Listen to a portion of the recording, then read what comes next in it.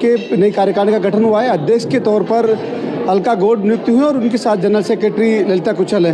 किस तरह से काम रहेगा, किस तरह से कामकाज होगा महिलाओं के लिए, उत्थान के लिए और उनको आगे बढ़ाने के लिए, इस पर खास बात करें। मैम, पहले तो आपको नई कार्यकारिणी के अध्यक्ष बनने पर बधाई। बहुत बहुत धन्यवाद। किस तरह की प्राथमिकताएं आपकी रहेगी, क्योंकि एक जिम्मेदारी आपको नहीं मिली है?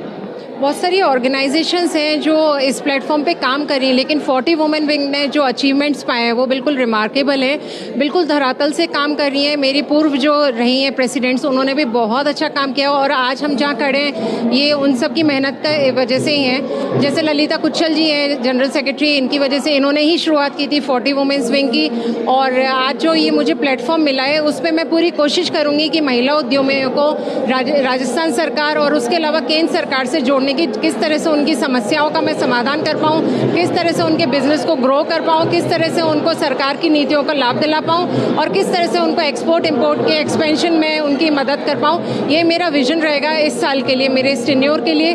साथ ही साथ वो महिलाएं जो पिछड़े इलाके में, जैसे हमारे प्रधानमंत्री मोदी जी कहते हैं अंत्योदय तक हमें आगे देखना होगा, तो मैं चाहती हूँ कि अंत्योदय तक जो महिलाएं उनको भी इसका लाभ मिले।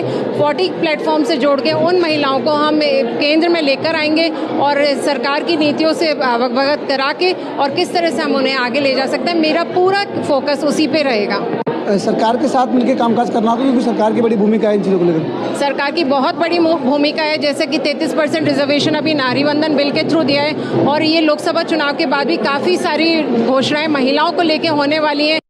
और अभी जो इंटरनेशनल योगा डे आ रहा है उसकी थीम भी वुमेन एम्पावरमेंट है। तो आप देखिए कि मोदी सरकार में सारी जो भी इवेंट्स आ रहे हैं उन सब की थीम जो है वो महिलाओं के इर्द गिर्द है। और यदि महिलाओं पे वर्क प्लेस पे अगर उनके बीच में कहीं भी भेदभाव नहीं हुआ, तो ये एक नई स्टडी आई है जिसके अंदर 24-25 में यदि महिलाएं बराबर कंधे से कंधे मिलाकर चले, तो वो जो हम 3 ट्रिलियन इकोनॉमी का एक अपना फोकस लेके चल रहे हैं वो हम ज़रूर से अचीव कर लेंगे। लेकिन उसके लिए वो भेदभाव हमें हटाना पड़ेगा। और एक वुमेन सेफ्टी अभी सबसे बड़ा इशू है, चाहे आप पढ़े लिखे हों, चाहे आप रिमोट एरिया से हो। तो मैं चाहती हूँ कि सरकार इस पर संज्ञान ले और सेफ्टी पे भी बहुत काम करे, क्योंकि तभी वुमेन एम्पावर्ड हो पाएगी और तभी खुल के बिजनेस कर पाएंगी। Thank you. ललिता जी, क्योंकि लगातार आप जनरल सेक्रेटरी के पद पे काबिज हैं, आपने नई शुरुआत फिर कर दी है। आज खासतौर से कुछ महिलाओं को सम्मानित किया गया है जिन्होंने अपने बेहतर कुछ किया है। किस तरह से मोटिवेट किया जाएगा, क्योंकि एक शुरुआत तो आप लोगों की हो चुकी है?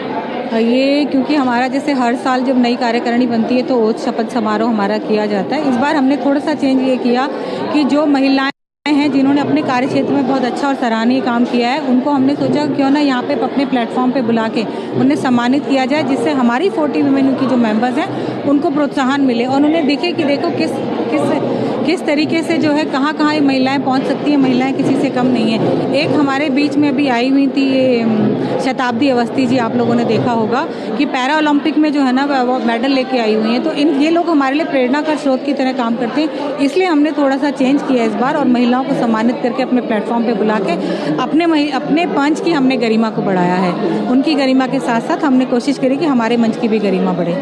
कुछ नया करने का क्या कुछ प्लान तैयार किया है?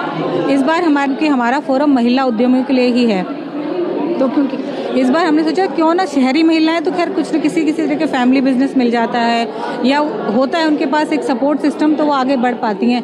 तो हमने सोचा ग्रामीण क्षेत्रों की महिलाओं को हम आगे लेके आएँ उनके लिए, क्योंकि सरकार भी योजनाएं बना रही है, तो हम भी उस चीज़ में आगे बढ़ेंगे। उन महिलाओं को एक प्लेटफॉर्म देंगे जो हम 40 मेला के नाम से एक एग्जीबिशन हम लोग अक्टूबर के महीने में करेंगे।